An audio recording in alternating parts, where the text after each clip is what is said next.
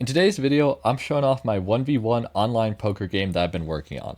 And this game is called Fight Poker. It has many features that I'm super excited to show off, like online matchmaking, pass and play, 5 bot difficulties, and 9 skins to unlock. So to start this project off, the first thing I did was take the build of EOS from my last Godot project and set it up for this.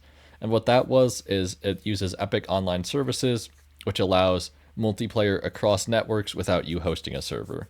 Then I made this simple LAN setup where you could play with someone directly on your network, not connecting through EOS, just to help me test better, and I connected it to the same game as before. And this time I added a little menu where it said Fight Poker, and you could choose between the standard play, the LAN, or a bot, which had not been added yet. Then I made a new game scene and added the old map texture for the back of the table into this scene from the old OpenGL project. And I made sure that Godot could resize and fit the window properly, and it would always look good. Then I added a few cards to the center of the board to see how they would look. Then once that was all working, I made sure that every spot should have a card, and I added cards to the entire table, and it all looked good, so that was working well. Next, I made a hand of cards, and when you pushed the hold button, it would just draw another 2 of spades to your hand, and I just made sure that as you got more cards in your hand would fan out and you could see all of them. After that, I removed all the cards that were placeholders on the board, made it so that you drew a different card each time, and then made it so you could drag cards out of your hand and they would go back once you released. After that, I allowed you to drag cards from your hand and place them in any spot on your side of the board. And your half of the table is everything below the center, so it's the 2 rows of defense on the left and the 2 rows of offense on the right on the bottom half. And you could place them in any spot, and that all worked perfectly. The next thing I did is I replaced the old square game with the actual Fight Poker for the LAN Connect, and once you connected, any card you played on your half of the board would be mirrored for your opponent. And you can see this on both sides, that players are playing cards and they're appearing on the other side of the board. And this is done through Godot's RPC calls, so whenever we play a thing, we send a call over and it'll add that card to the enemy's side of the board. Once all that is working, I add a deck of cards, randomly shuffle it, and deal 4 cards to each player. And the players can play them in any of the spots, and a card will also appear in the middle as well. Then I get the standard play back working, and I have it set up so that the 2 players face off against each other. You play your card, and then it'll say waiting, and you have to wait for your opponent to play a card before you can play again. And this goes back and forth until both people have played every card in their hand. Alright, next up I add holding. And what holding is it replaces the old function of the hold button where it drew you cards and replaces it with the correct function where instead of playing a card on your turn, you can hold and stop playing. And once you do that, your opponent can keep playing cards until they are all done or until they hold as well. And once both sides have held, it will go on to scoring. For scoring, all it is right now is once both sides stop playing, it tells you what poker hand your front offense formed and what poker hand your front opponent's defense formed.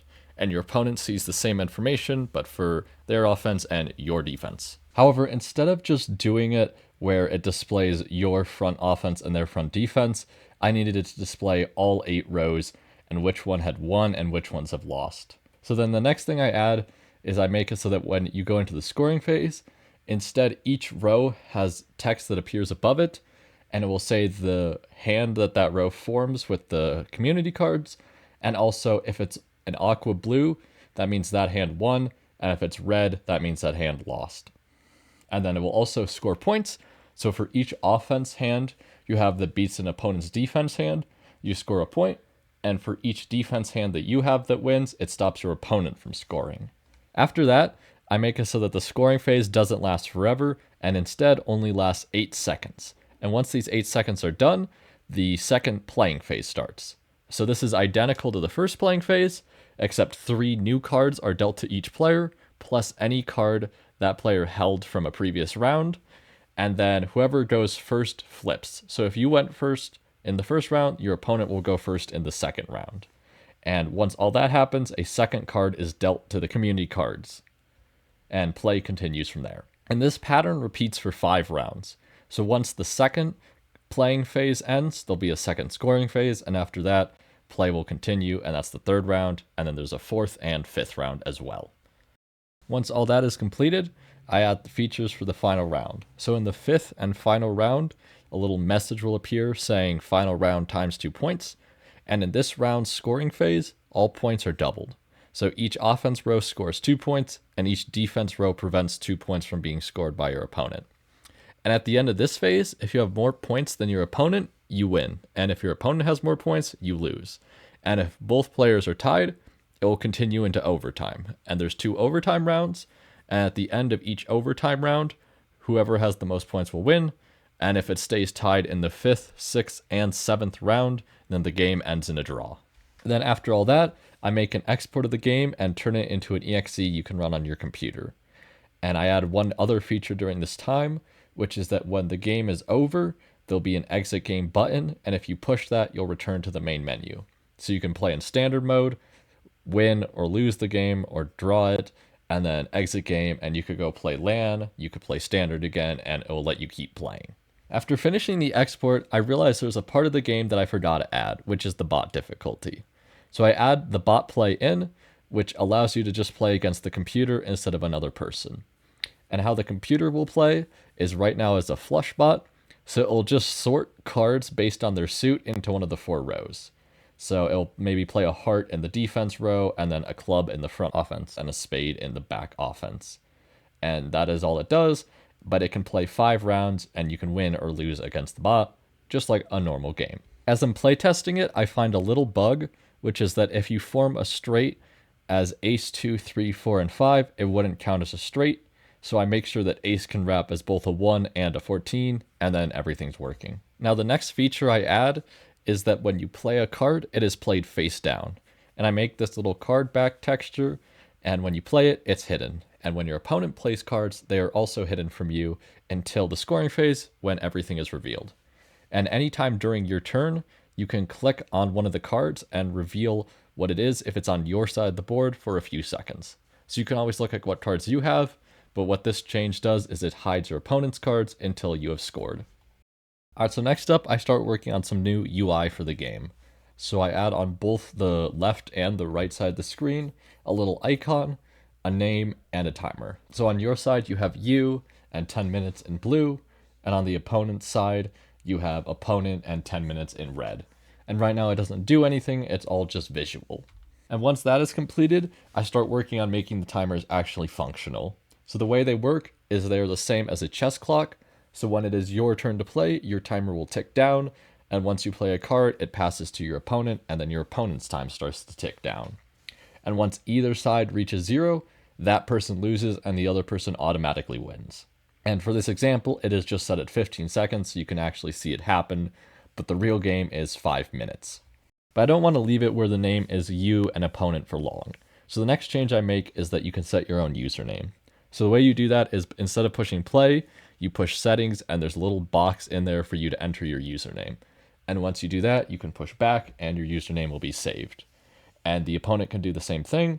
So I have 2 instances running, so I set the name Carbone Dev for instance 1 and other name for instance 2. And then I can create a LAN game, or it would work in standard as well. And once you're in, instead of you, it will be your username that you set. So for instance 1, it's Carbone Dev. And then your opponent's username will be whatever your opponent set. So in this case, it'd be other name. But as you may have noticed, outside of the game, all the UI and the title screen look really bad. So the next thing I do is I create a background in Spline using the table as a reference, and then create a custom button theme and add a few fonts to the game so that it looks a lot better. And not everything is completed. Like you can see that the select screen for game modes is still basic, but I fixed the title screen, I fixed the waiting screen for standard play, and everything is looking fine. So continuing the same pattern, I fixed the game mode select screen by adding 3 buttons and giving them each an icon. And right now the icon is just the Godot icon, but I will change that later. And then I go in and fix the settings screen as well, making them all look similar and much better than before. But before I do the rest of the art for the game, one quick change I make is I shift the hue of each of the 3 buttons icons.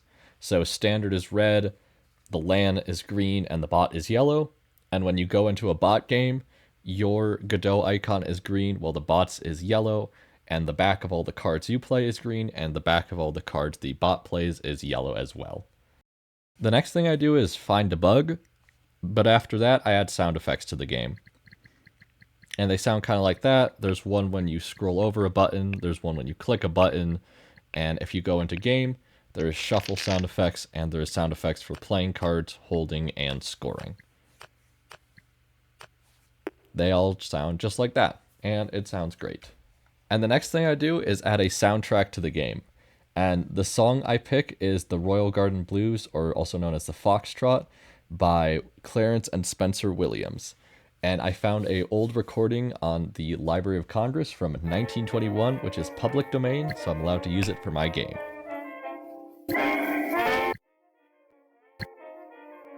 I add 2 sliders to my settings, one that allows you to control the sound effects, and then one that allows you to control the music. After that, I fixed the name in the settings a little, so if you enter a name that is too long, it will spit out an error saying that your message is too long, and you have to retype your name. And once you type your name, behind the box it'll appear as a placeholder text as you're typing your new name. After that, I start working on a tutorial. And when you push play for the first time, it'll ask if you want to play through the tutorial. And if you say yes, you play a regular bot game. However, there's this little icon at the top, and on it there's a bunch of text, and there's 12 panels. And each panel explains the basics of the game, like how to move your cards, what the rows do, scoring, end of round, and everything I've been explaining in this video. And once you go through it, you can play the tutorial again at any time in the settings. However, it'll no longer pop up when you push play. Next, I start working on the artwork, as I don't want to leave it as the Godot icons any longer. So I make 4 decks, a cowboy, a mobster, a soldier, and then a riverboat. However, I don't really like these first designs, so I go through and reiterate and make these second versions. Alright, so next up, what I do is I take all the skins and implement them in-game. So what it is right now is that when you play against the bot, the back of your card will cycle for each round. So in the first round, it's the riverboat, then it goes the soldier, and it keeps going on from there. And it doesn't affect the icon, it just affects the card back when you play it for the first time. Alright, so next up I work on the icons. So as you can see here, I have 8 icons. I have 2 blue ones, a normal one, and then a riverboat, a soldier, and a green one. And then I have a mobster and a red one. And then finally I got a cowboy and a yellow one. Alright, next up I add them all to the game. So I combine the icon and the deck and add them in game. So there's a blue and emerald deck, a crimson deck, a gold deck, a riverboat deck, a soldier deck, a mobster deck, and then a cowboy deck. And the cowboy deck, mobster deck, soldier deck, and river deck are all for purchase for $1.99, and the other 3 skins, you start with the blue one and you lock the other 3 through playing the game. And after that, I add in the lock requirements for all the 3 basic decks. So to unlock the emerald deck, you need to play a pair 200 times. The crimson deck needs a straight 200 times, and the gold deck needs a flush 200 times. Then I also go to the main menu for all the game modes and replace the old Godot icons with the new icons based on the ones I just made. And if you go in game, the icons are replaced as well. So whatever skin you have selected, that will be your icon and your deck. And the same thing goes for your opponent. And then once that happened, the game was done. I uploaded it to the Google Play Store and everything. Wait, what's this? 14 days, 12 testers. Oh. Alright, so to get my game published on the Google Play Store, I have to run a test for 14 days with 12 people. So I start doing that. I advertise through Reddit, this YouTube channel, and I reach out to everyone I know. And one of the first bugs I realized is that purchases aren't working, so I quickly fixed that. And then I start testing the LAN feature and quickly realize that for some reason, if you run a LAN server on a public Wi-Fi, it just doesn't work and they don't let you host a server, which meant that this would only work at people's houses. And I was also trying it in places where there's no internet, like a car, and that does not work either. So I changed this mode out for pass and play, which allows 2 people to play on one device, and you hand it back and forth whenever it's the other person's turn. And the only difference is that you play all your cards at once, and then give it to the other person, and it doesn't go back and forth. Once I fixed that, I found a few more bugs, one of them being that the tutorial does not explain how the community cards work, and that if a hand is formed in the community cards, but your row does not contribute to it, it does not get added to your row. Also fix an issue where there's no sound played for when your opponent plays a card, which I add. And then finally, I make a little tweak so that the ×2 notifier doesn't hide the your turn feature. Then after that, I add a little animation for when scoring happens. So instead of all 8 pieces of text flying at your face at once, it will instead wait and show 2 rows at a time and have 4 steps, 1 for each conflict. So it'll show your front offense and their front defense, and then it'll go back offense, back defense, front offense, back defense, back offense. And this just makes it look a little nicer and easier to read. All right, next up, I completely reworked the bots. So now there is 5 bot difficulties. There's an easy bot, which takes 15 minutes. You have 15 minutes on your timer to play against it. It plays the flush bot, and it draws less cards each turn. And this is what the tutorial uses. Next, there's the normal bot, which is 5 minutes, and the flush bot AI, which is the default. Then there's a hard bot, which you have to beat the normal bot to unlock, and you have 3 minutes, and it plays a pair bot.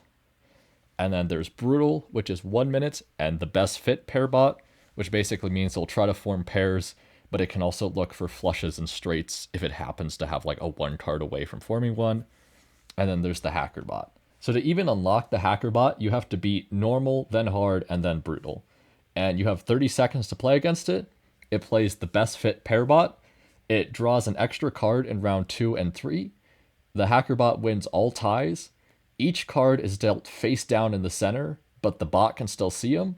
The hacker spot starts with 2 points, but if you defeat it, you unlock the casino hacker skin. And that's the only way to get that skin. All right, now you can see me playing against the hacker bot just to see what it looks like. And during this time, there's a few other bugs I fix. One of them is that there's a very specific spot that a card can get deleted if you place it wrong. So I removed that for the detection. When the direct from standard to bot, if you time out in a lobby, I make it direct to the bot difficulty screen instead of just the normal bot. I fix purchases again because they break and test it, and that's all working. And then pass and play has a wrong victory on the 6th round for some reason. But then after that, I got all the major bugs out of the way. And after all that, it's been a month of testing. I had way more than 12 testers. I send it off to Google Play, and the game gets it got rejected? So it turns out the game got rejected. And they send this generic default message, which has nothing to do with why it got rejected. And now I have to wait 14 days before I can send it off again. So naturally, I'm kind of confused as to why. So I go online and do a bunch of research, and I find this really helpful Reddit article that explains that they're very picky about the way that the form is played out right before you send off the game. So after 14 days, I read through all the requirements, I fill it out exactly the way he does in the thing, and this time it actually gets accepted. Although when it gets accepted, there is one tiny requirement they make of me before I can put the game out, which is to update the game so it supports 16 kilobyte pages. And I do that. It's fairly easy. I just have to update Godot to 4.5. I update all the plugins, and everything works perfectly the first time. Yeah, like that's ever going to happen. So although I'm ready for production, I have to delay it by another week because all of standard play stops working. And I keep trying to fix the issue. I spend hours and hours on it. And at first I get half of it working because when I update it to 4.5, the Godot Java file and all the EOS Gradle build requirements were refreshed, so I had to redo those. However, it still took me a really long time to get it fully working, and it was because I was missing one line in the Java file. But once I got that working, I could submit it to Google Play, the game got published, and everything is actually working. So you can download the game right now. I'll have a link to the Google Play page in the description below, and I am working on setting up Steam. Right now they're still reviewing it, but once I get that link, it will also be in the description. So thanks for watching the video. It would mean a ton if you could play my game. And until next time, see ya!